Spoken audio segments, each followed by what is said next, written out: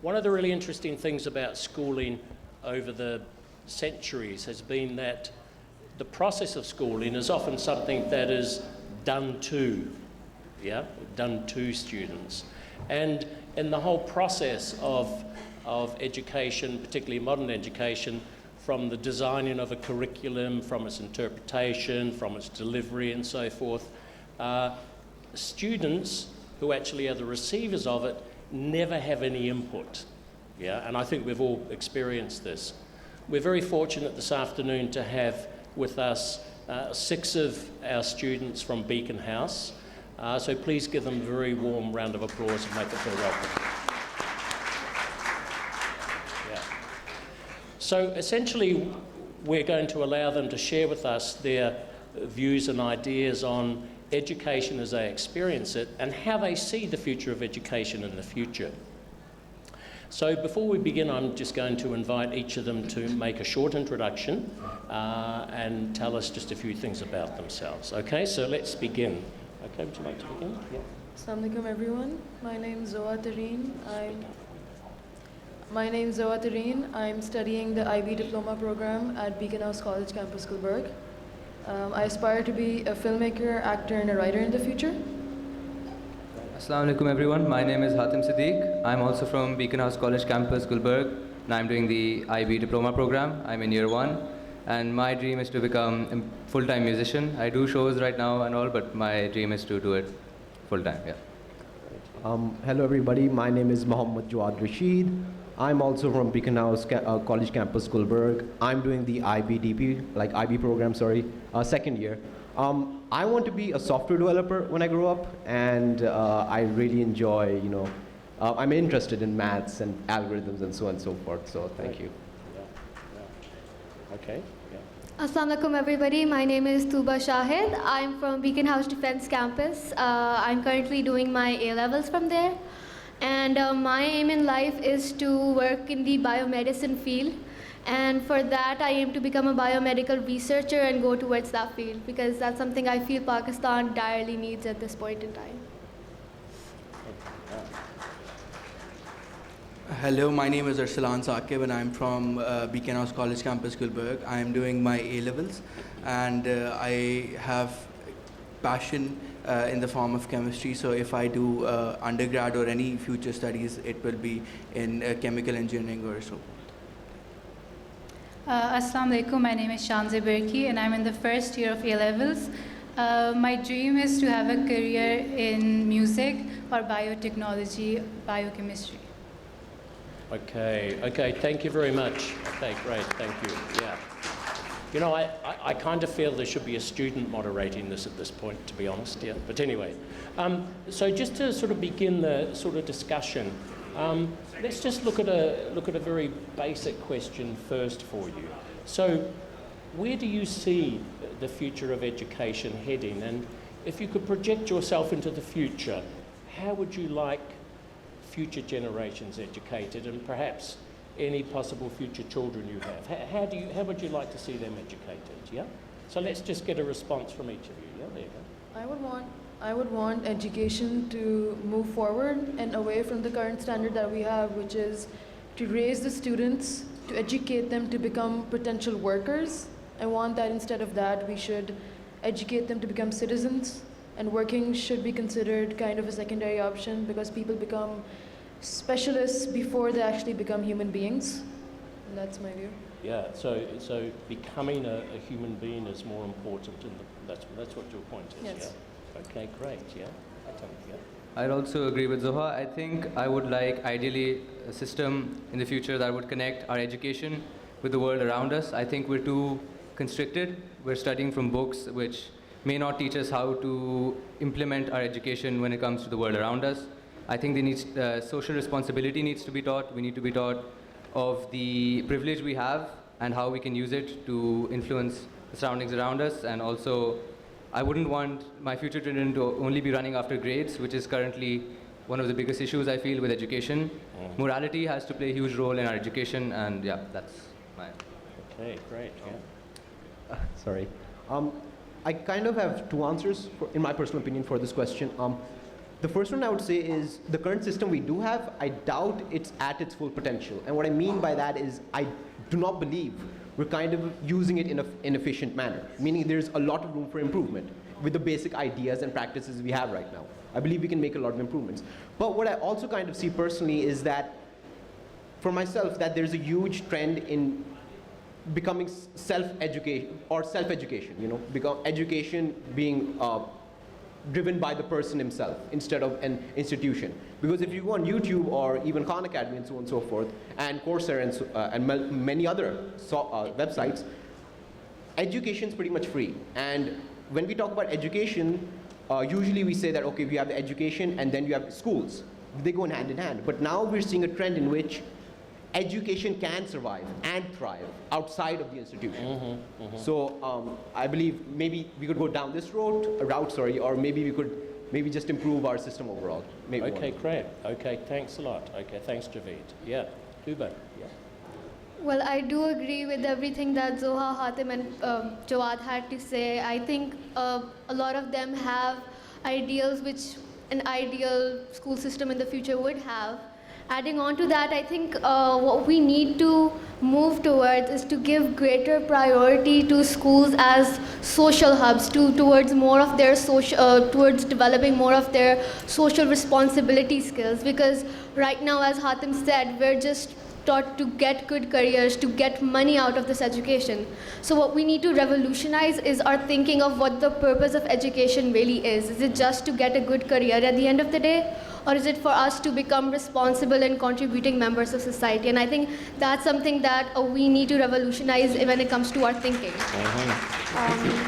Apart from that, adding on to what Jawad had to say, I do believe that because of all the online resources that we do have now, we can move towards e-learning a lot, right? And I wouldn't say that the need of schools would completely eradicate, because there would always be that need for certain guidance and certain social skills.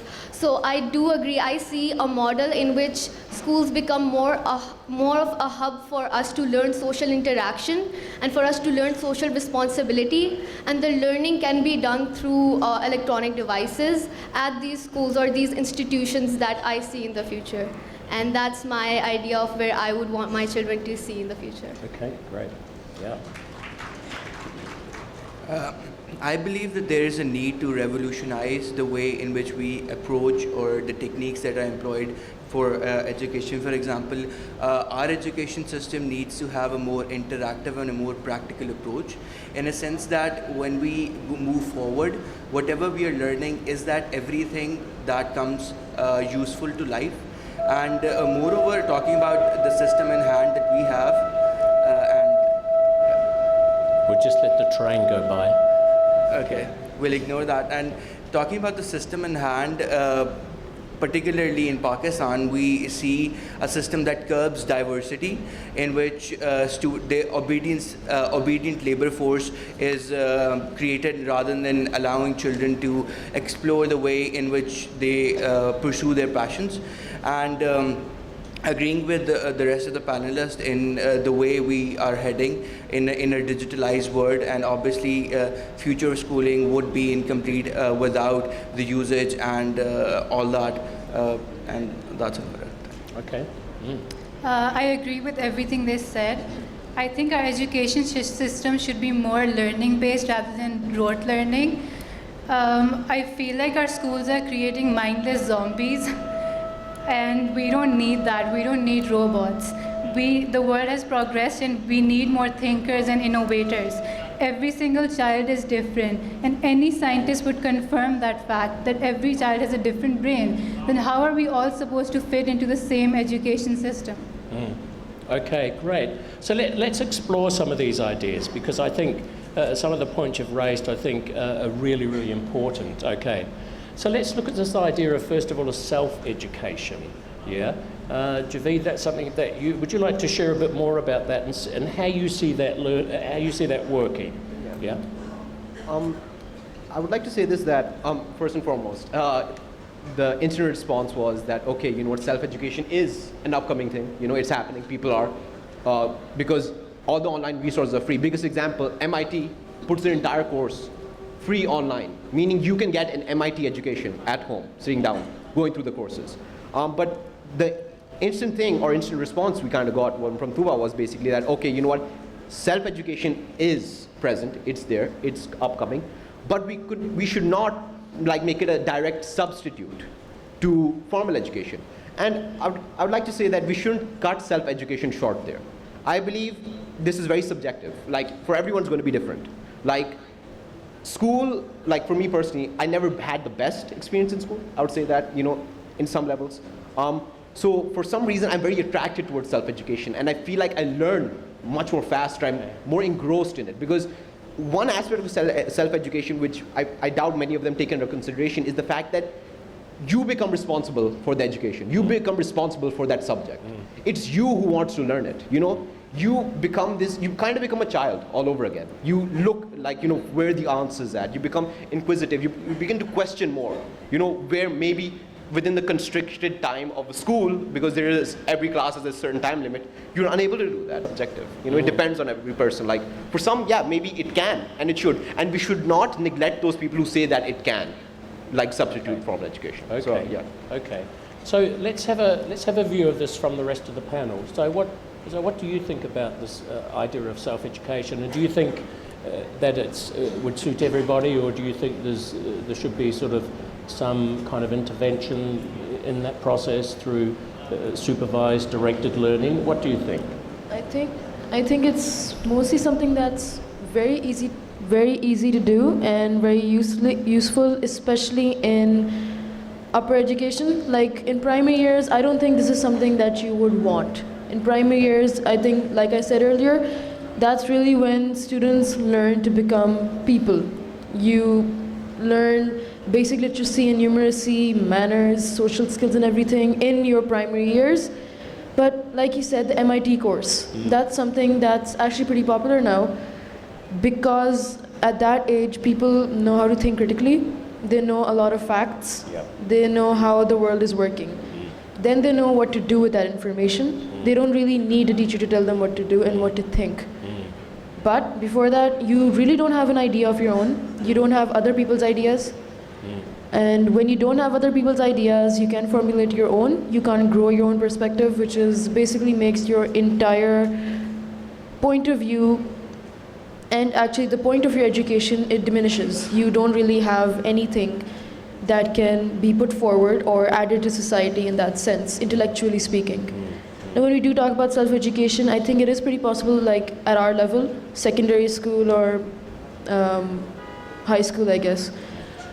But it also needs to be supervised. Like, for example, I'm taking global politics in IB, and in our class, we need to cover basic history up till a certain point.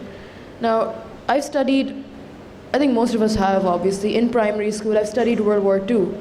But a year after that, I didn't remember anything about what happened, except for the fact that Hitler was someone who existed. I didn't even know what the whole plan was or what happened. Okay. So recently, just to cover that topic, it took us 3 or 4 lessons in total, and we covered everything up till that, just through videos and documentaries that we watched and then discussed with our teacher. And that way I have a much deeper understanding of that. I've never really been interested in history, but I actually have a much deeper level of understanding and like an empathetic kind of approach to what happened back then. Okay. So this can apply to any subject, I think. You need a practical approach to that, and for that you need to kind of experience it, and I think using technology to our advantage in that way is really helpful. Like I said, e-education, like Jawad mentioned. Okay, great. And I think that's an interesting point that you make about self-directed learning. When should it begin? And we could perhaps come back to that, I think. Shanzi, do you want to pick up the point about this in terms of, you talked about you should be learning, not rote learning. Yeah. So do you want to explore that a little bit in terms of self-directed education? Yeah? I feel like schools are a very important part of life. It's a huge part of most people's lives. In primary or secondary schooling, kids go to school and they not only learn basic education, but they learn manners, they learn how to interact with one another in a respectful manner.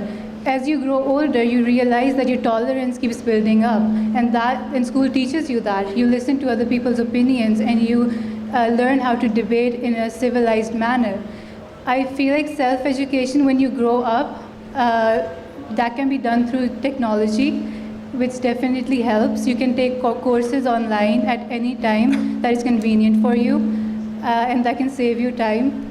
But for primary and secondary schooling or education, I feel like schools are very important. Okay, thank you. Yeah, Hatton, what do you think?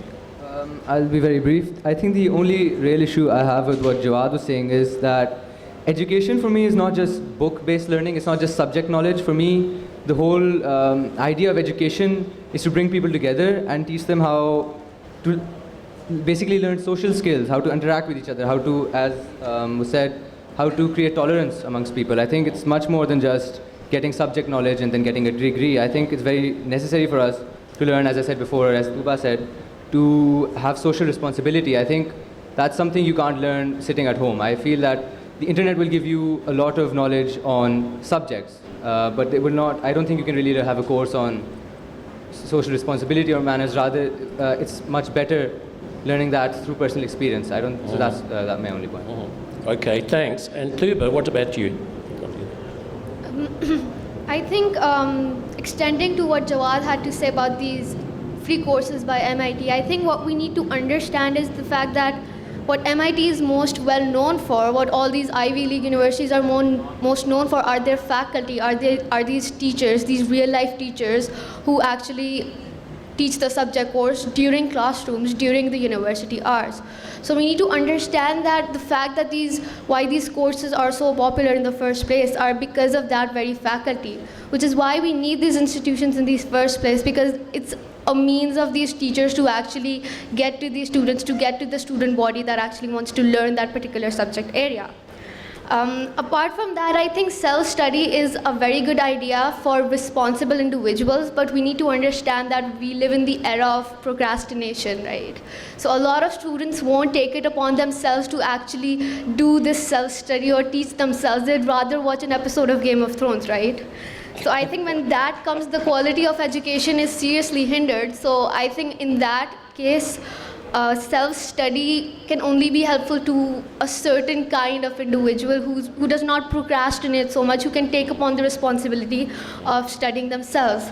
So I think the major factor that we need to consider when we discuss the self-teaching element of future schools is that the quality of education will not be the same as that we receive in schools and institutions. Okay.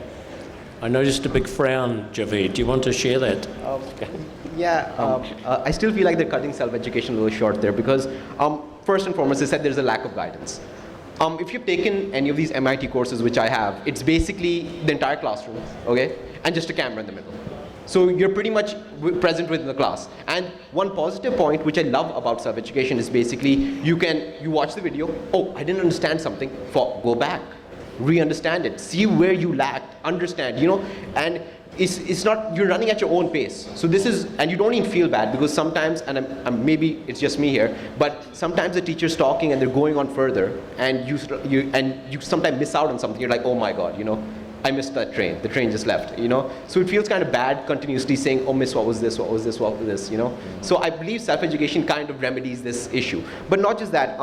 When we say there's a lack of guidance, a lack of faculty, understand that they're very much accessible. Like you can email them, you can say, oh, what I understood from the videos I saw about these professors and faculty members is they love education. They really do love education. And if you're an individual who has a very authentic question, I would say, a very, in some way, mannered question, I'm pretty sure they will reply to you. And one thing I would like to add, one thing Tuba just brought up, she said that, we're kind of in the world of procrastinating. We all are procrastinators. I will kind of give this analogy. If you want to be buff, like if you want to be very fit, physically fit, what do? You go to the gym. You exercise yourself. You exercise and you train yourself to become fit. And I think this can be carried on to the ability of being responsible. The more you exercise being responsible, the more you exercise, being productive, the better you'll become.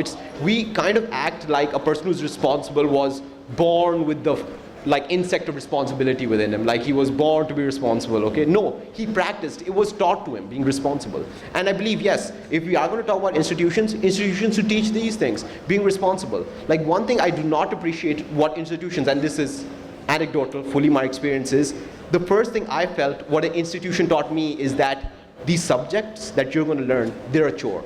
It felt like a chore to me. Why, like, do you never ask this question, why is maths, oh, I don't like maths, oh, I don't like history, I don't like this. Why do you say that? Why, are they inherently bad? No, I believe schools have been portraying them as, work hard, do this, do that, and automatically I feel like we've been conditioned to believe that these subjects are something that's hard. That, you get an A, that you just accomplished something. I doubt that should be the case, You should enjoy the subjects, they're very enjoyable. And last thing I would like just to add is this. Not all subjects are created equally, just the last thing, yeah. And what I mean by that is this. So for instance, I like computer science, right? So it makes a total sense for me to be at home and when they talk about, sharing your knowledge, GitHub is the best way you share knowledge, through programming, okay? That's the best way you do it. So I think we should stop teaching all subjects like the same way, and which each subject and requirements we should then give leeway to how to go through them. Okay, thank you, Javeed. Look, I think there was a lot in there for the other panelists to respond to. Who'd like to begin? As I said previously, I do agree with Jawad that every single subject can be taught in many different ways, and I think we just have to find the ideal way for them to be taught. But again, as you said, and I'll go back to my previous point, which is that responsibility, social responsibility, and all these skills need to be taught. I don't think you're born with them, as you said. Okay. But who teaches them to you? It's not always that your parents will teach them to you. At times you learn them from school, and I think that's the only thing I would like to add.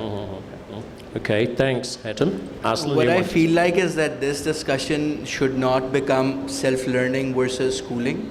What we need to understand is that the education system has to be flexible, and both these ideas can coexist. So when we see that there are differing point of views, when Jawad says that he's more inclined towards self-learning and Zoha is more inclined towards schooling, we need to understand that we need to put this choice upon the individuals to choose what's best for them. So if per se Jawad thinks that he can excel better at self-learning, then I think there should be equal amount of opportunities for a person like him to self-learn. Adding to it, my own personal example, I learn more when I self-study rather than in a classroom. So not to say that it is necessarily right or wrong, it's based on a person's choice and a person's priorities, what's best for them. So and coming back to Hatem's point regarding moralistic and social learning, it's an assumption based on that when we use social media, we can't socially learn or become better citizens. We need to understand that when we are using these mediums, we're not replacing teachers. It's just the medium that has been replaced. So as Jawad said, the classroom will still be there. The only difference would be that you don't physically have to be there to learn. And on another point, that we need to understand what self-learning brings about. As Jawad said, that if you don't understand something, you can replay it. On another point, if a person, let's say, is a slow learner, he can keep at his own pace and he can learn at his own pace. That is some of the advantages that schooling does not provide. So in the future, when we want a balanced education system, when we want an education system that is suited for all, we need to have differing point of views and we need to have differing mediums of education.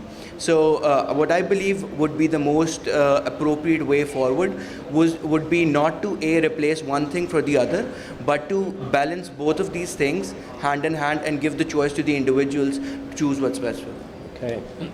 Okay, thank you.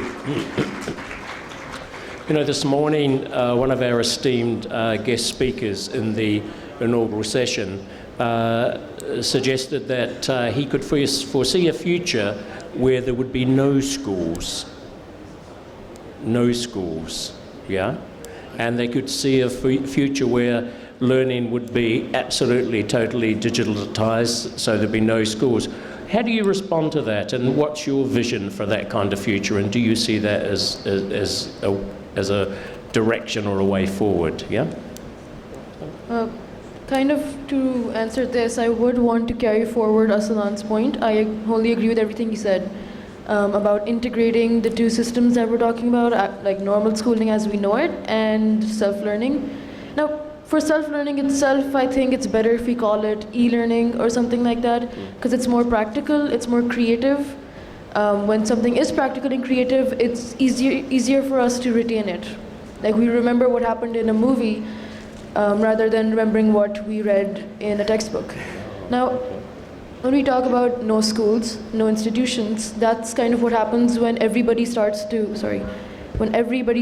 self-learn. Schools are basically a model society for the youth. You go to your school, and that's kind of like a small society and a small community of your own.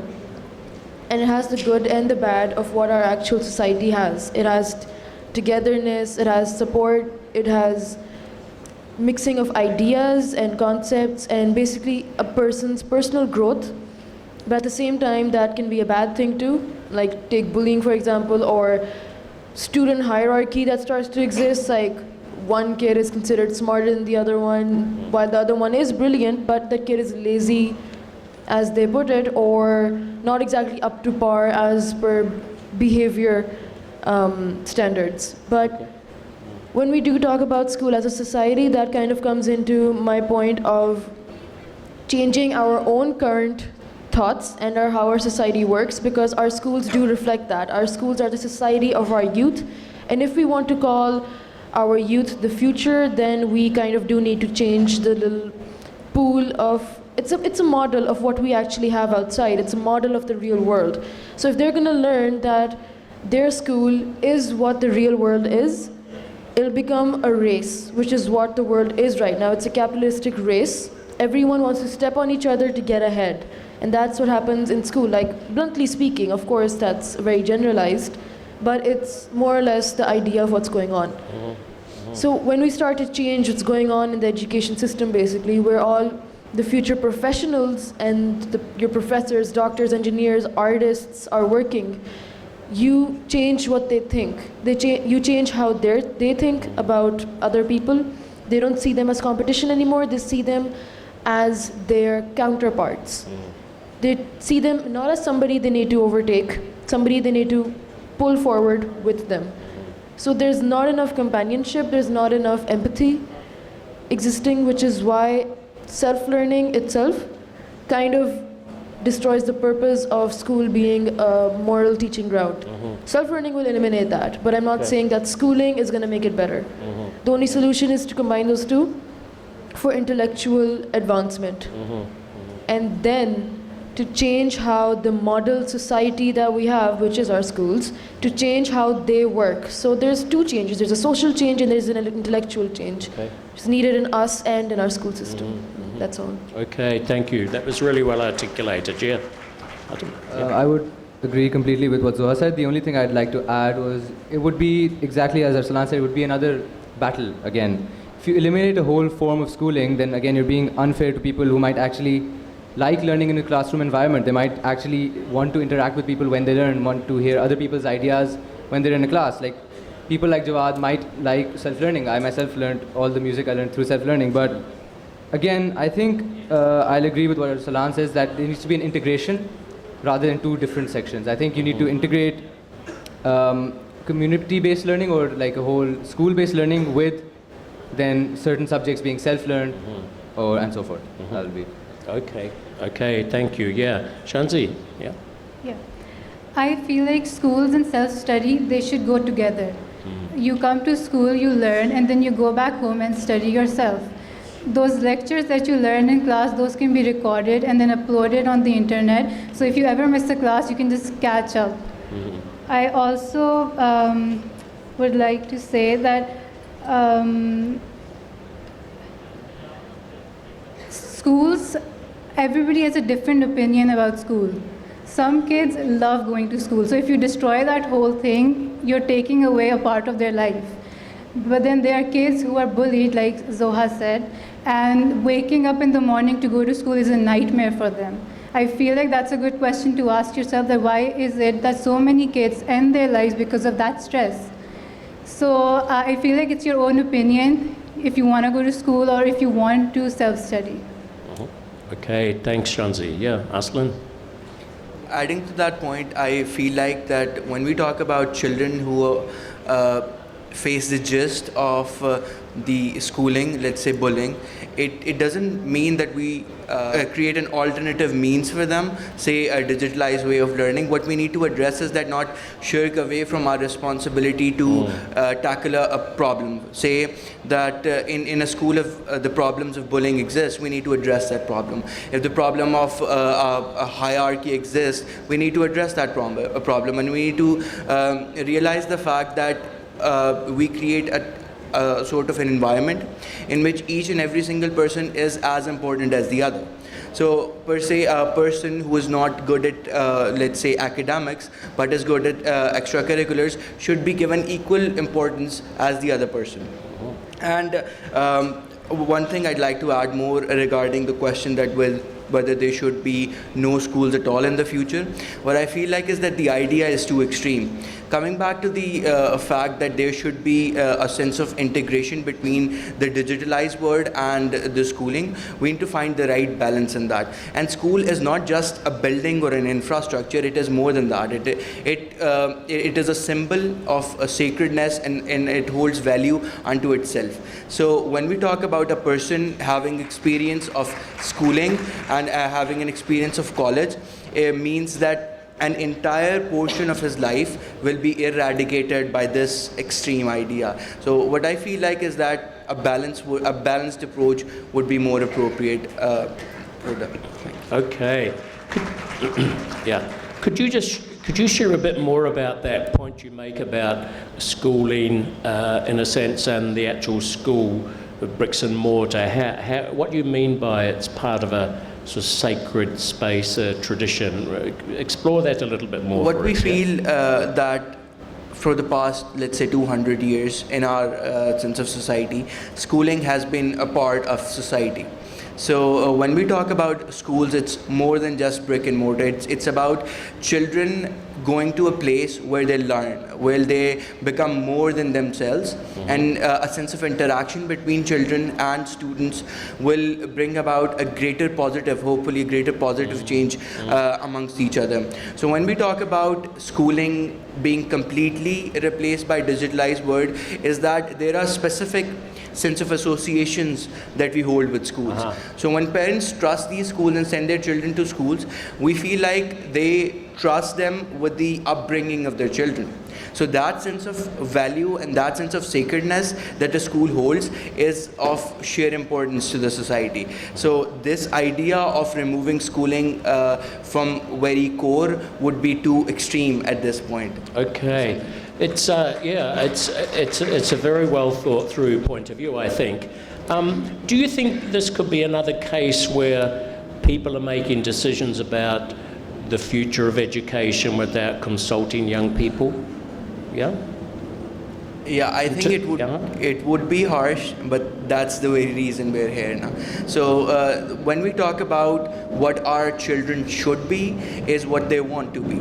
So having adults make that decision would be harsh on that children. So we need to understand what our society will become, and the children of our current generation are the most appropriate audience to that, and they should be the ones that should be receiving end of it, and they should have the prerogative of making that decision. Okay. So let's say we as children want our society to be headed in a specific way. We should have a prerogative to influence the decision in where our society would be headed. Okay. So I believe that it is important, but completely handing the entire authority to children wouldn't be the most appropriate way. So I believe like the entire society will face the result of what the society, where the society will be headed. So children, equally important as the adults, both together should make the decision where our future of schooling should lie. Okay, thanks, Aslan. Okay, Thuba, I saw you looking very intensely there. What would you like to say about that? Yeah. I think I do agree with Arsalan when he says that obviously we can give the power of changing how schooling is done completely to children. I mean, there's a reason why we don't allow children to vote before the age of 18, because we understand that they're not up to that mental level yet. But understanding that in the road to improvement, because I think that's what we're doing right here, right? We're trying to improve how a future school system is going to be. So I think adding another perspective to that, a student perspective to that, would definitely help. And I think to a certain extent, there needs to be the voice of the children when it comes to deciding the future of schooling. Okay, thanks. Look, we've got some very interesting questions here from our esteemed audience. Here's one I'd like you all to respond to.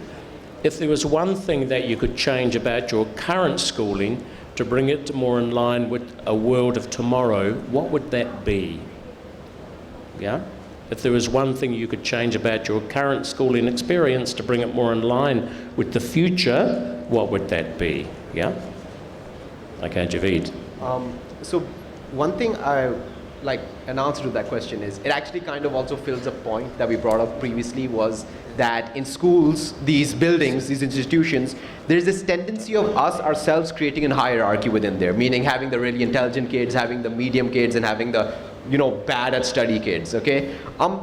And what I would say, what I'd love institutions to introduce is this concept of philosophy and meditation. And I feel like we might be overlooking the arts in general, especially the philosophies, and the exercise of meditation a lot, because see, you have to understand, when we talk about these primal urges that's present within all of us, to have this type of systematic hierarchy, meditation, for me at least, and I think a lot of people do, have been trying to, is a great way to actually relieve yourself of these things, because there's problems within all of us, and we're talking about how technology can help us, but I think we also kind of have to step a couple of steps back and go back to ourselves, and I think I would love the institution to introduce meditation as a part of our curriculum. Okay, fantastic. Yeah, Hatim.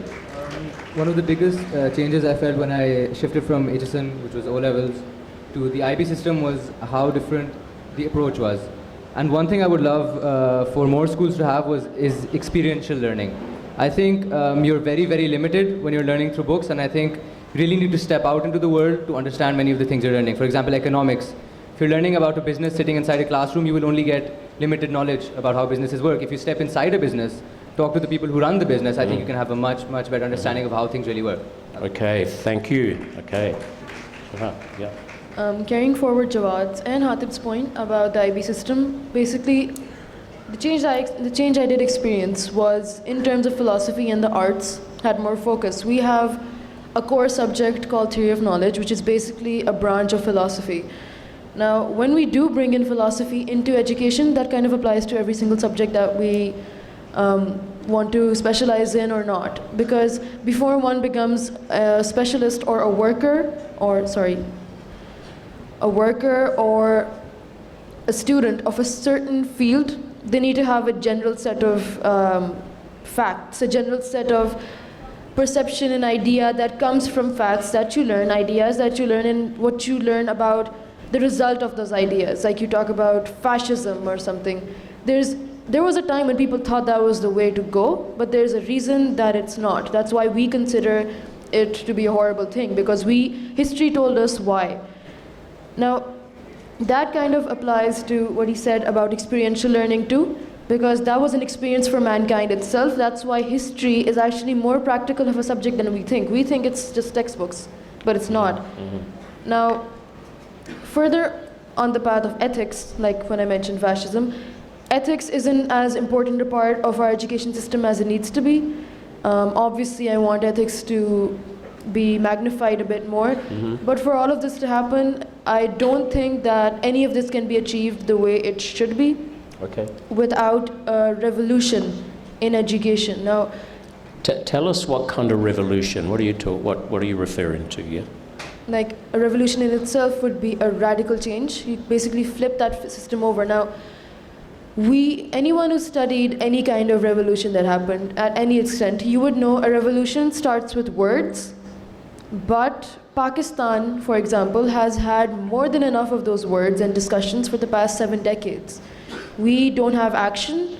We need a course of action and we need a game plan. That's what Pakistan needs. I can't speak for the rest of the world in that sense. A huge part of this, a huge part of our system that hinders this is the fact that Pakistan's education system is basically a horse running in a car derby, basically. We are going by a standard that does not suit us. We're a horse, we're not a car. Basically, that's my point.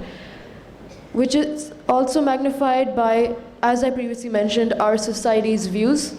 It's a bit step back from what it should be and what our education system should be. And a lot of this can be changed by giving students the voice they need. Like, for example, a lot of businesses, a lot of countries have made it mandatory for businesses to allow trade unions. A trade union is where a group of workers is allowed to speak into management decisions. That's what there should be a student union within the school.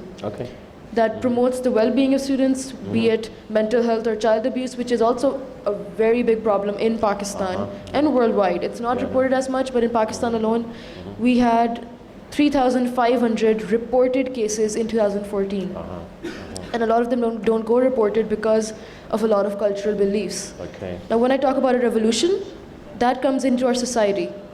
So when that happens, that'll flip our education system over. So what we need is a standardized primary approach, and then our secondary and higher education, whether that's your university level or whatever, that can be specialized. But I think our primary literacy, numeracy, and basic business and ethics should be the set. Like with your ABCs, you should also learn ethics and how the humans basically behave. Like in a basic sense, you can't summarize anything for a child to understand.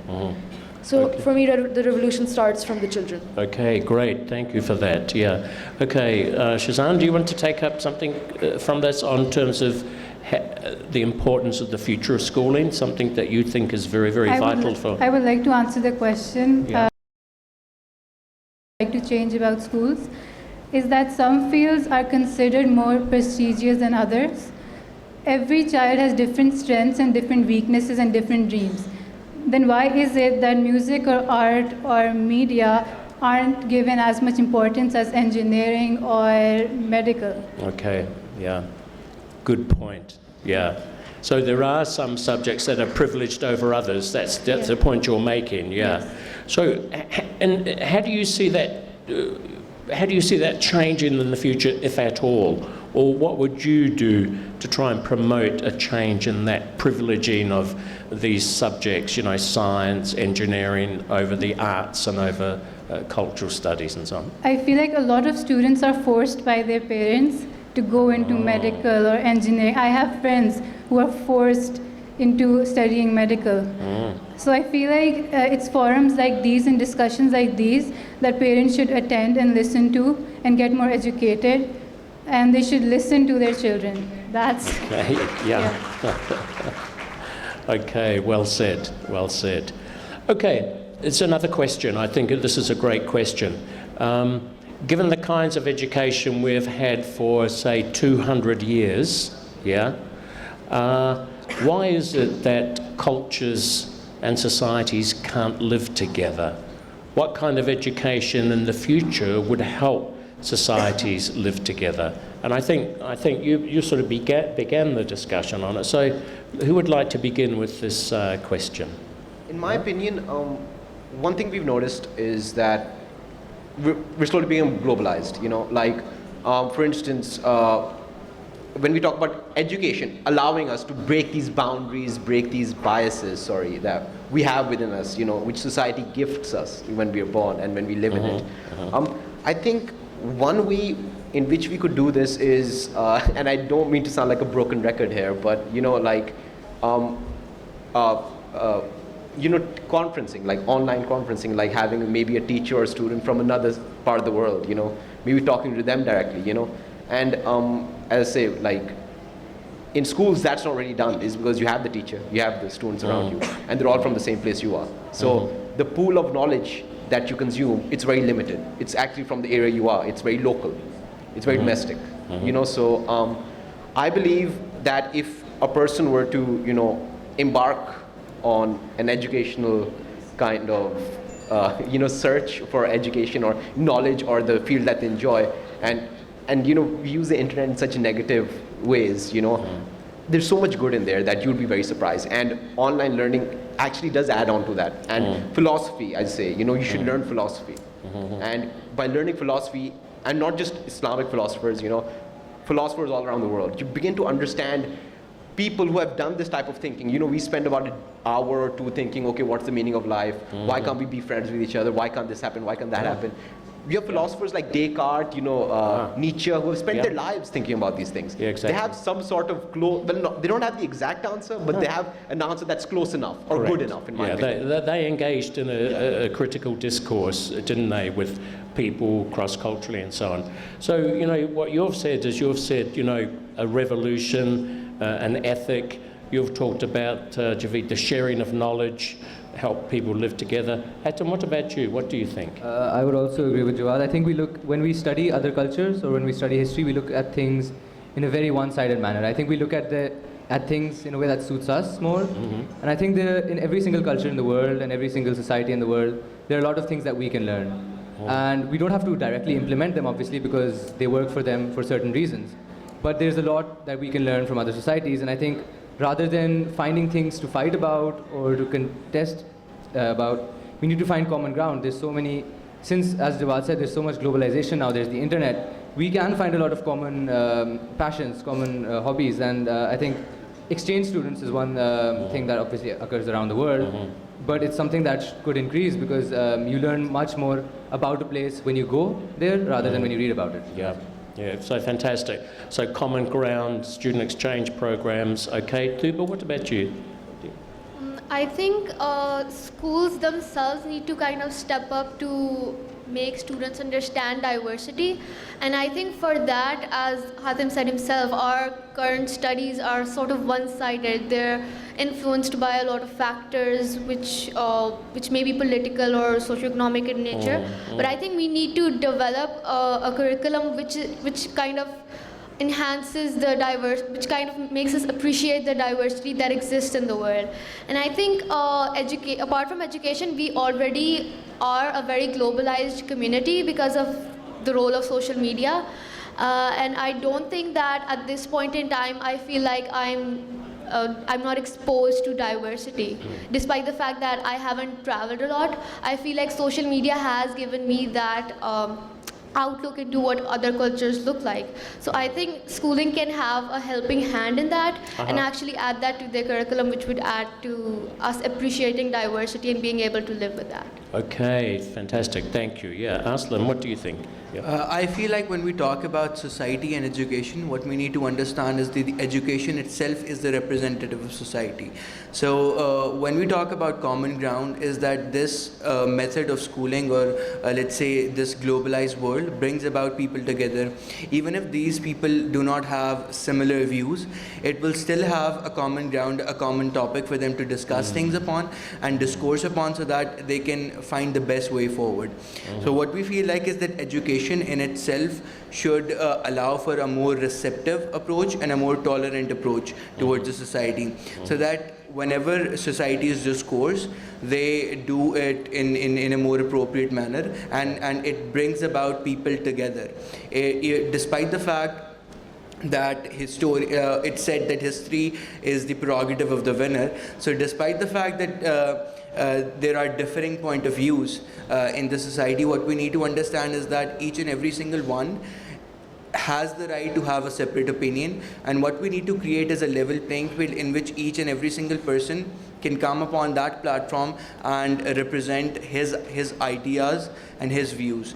So what I feel like is the education in the future should be like a platform that brings people together of differing views, so that they can discourse with each other on regarding what the future might be or should be.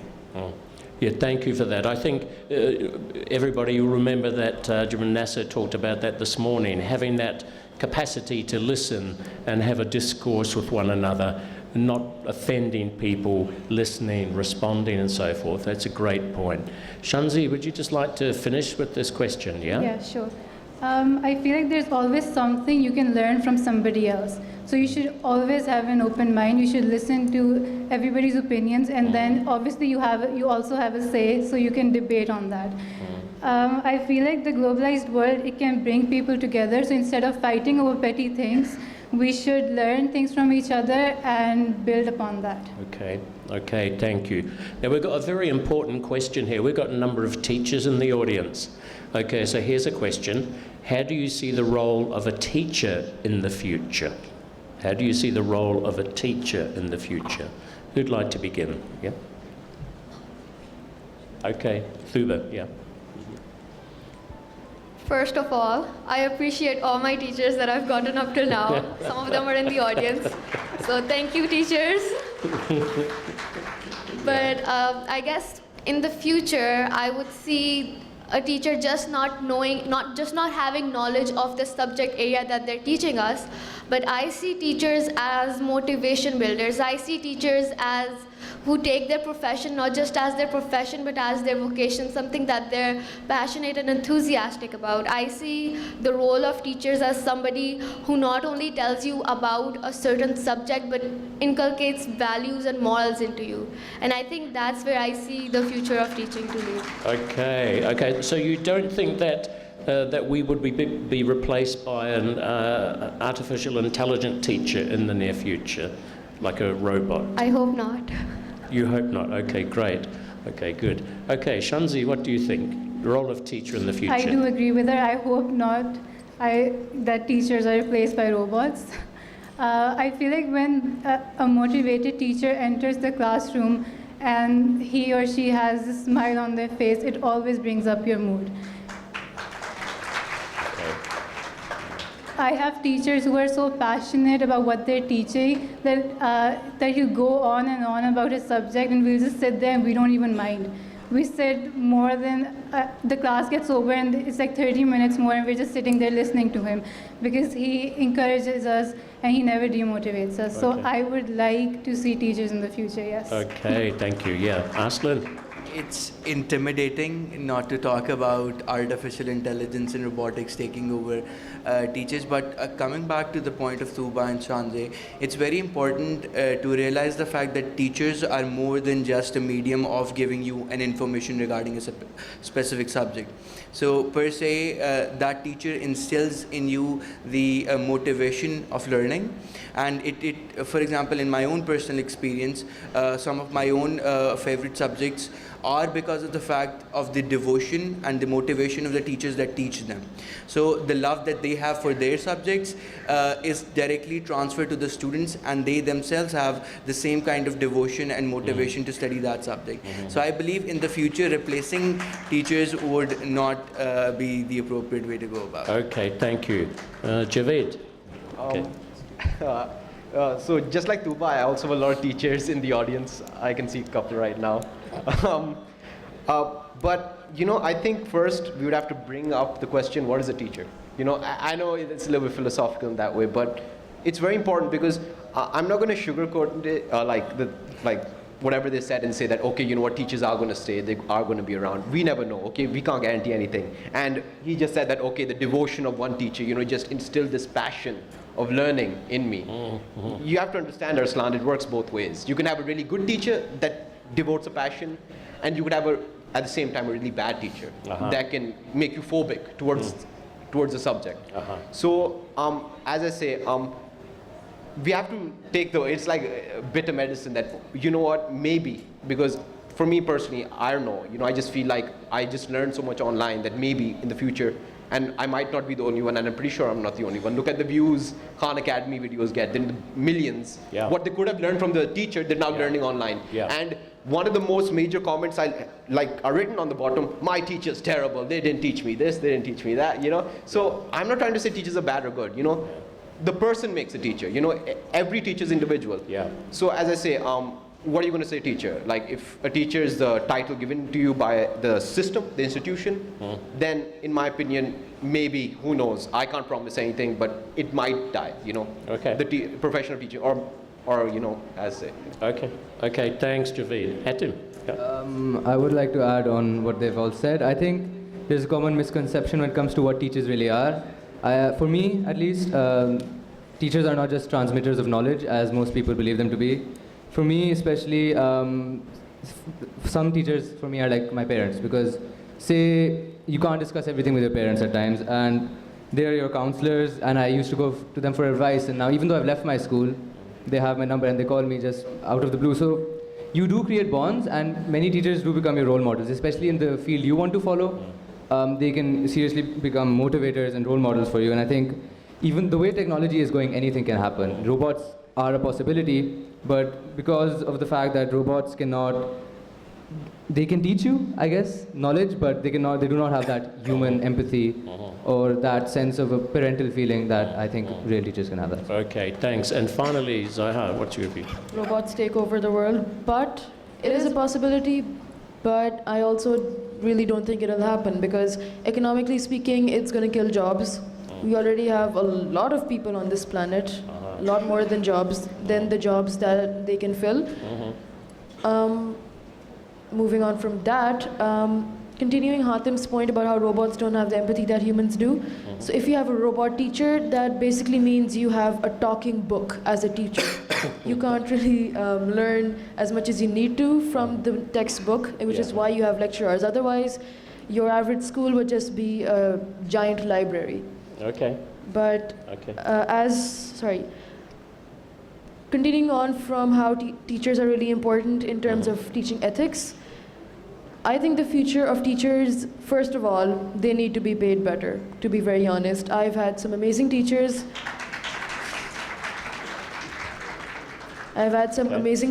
Who are the most realistic role models I can get because, let's be honest, they're likely Pakistani like I am. They live in the same city as I do. Most often, they're from the same economic, social, etc. background that I am, and pretty often they're also women. And women in Pakistan already don't have the position that they need to be. Like, I don't even need to give you gender statistics, even though I have them. But we all know, we know Malala's story, we know what happens. Yeah. But moving forward from that, teachers were once students too. This continues on from my whole point about schools being the model society that we have and need. Okay, great. So for the future of teachers to be better, so does the education system. Because right now, I don't know, 1, 2, 3 of us, all of us could be teachers in the future. Yes. I know I would want to be one if I got the opportunity. Because it's a very rewarding field, but it's also like studying, which is also rewarding. It's become a chore for the teachers too. Okay. They need more appreciation in terms of, actual appreciation and getting paid better. Okay, good. Overall, I just want to say that teachers are the guiding source of the education system that we have. They are what moves the actual thing forward. When I talk about the revolution, they are the revolutionaries in that case. Okay, great. So it starts with them. Okay, thank you very much, Zoha. Ladies and gentlemen, we do have quite a few more questions, but unfortunately we've run out of time.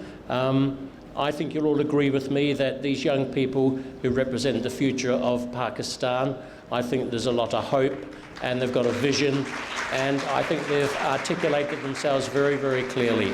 So, round of applause, and I'd like to thank you all, Shanzia, Aslan, Tuba, Javeed, Hatim and Zohar. Thank you very much. It was fantastic talking with you. Thank you.